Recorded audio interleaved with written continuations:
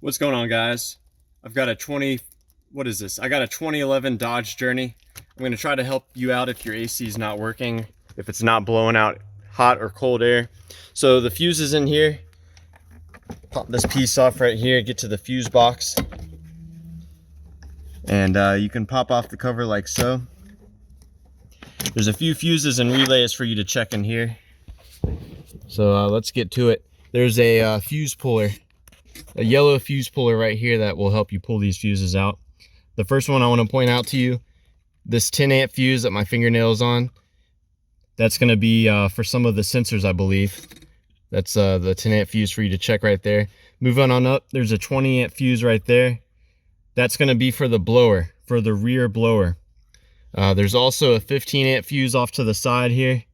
That is for the computer, the control right there. It's going to be this blue 15 amp. And this is a relay for the HVAC.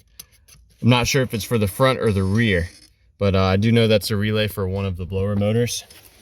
And when you're done messing with the fuses down here, you can just pop this back in like so.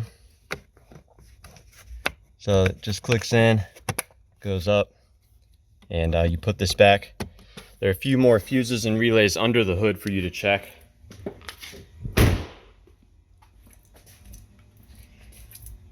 So in this box right here, if you open this up, so for the AC to work, you've got to have functional cooling fans. There's a fuse right there, 40 amp fuse, and that's the high and the low relay. So that's for the cooling fan for the radiator, keep the condenser cool as well. There's a 10 amp fuse for you to check. This one right here. This is how power gets sent to the compressor. So it's through this 10 amp fuse.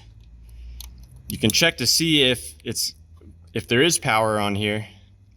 And if you see power on there, then you know that the computer is attempting to engage the compressor. If you see power there and the compressor is not engaging, you may have a bad compressor. There's also, let's see, the blower motor, the front blower motor fuse is going to be located right there. So check that out. You can swap it with the ABS fuse right next to it there. And what else am I missing here? That's about it. So let me know if you guys have any questions.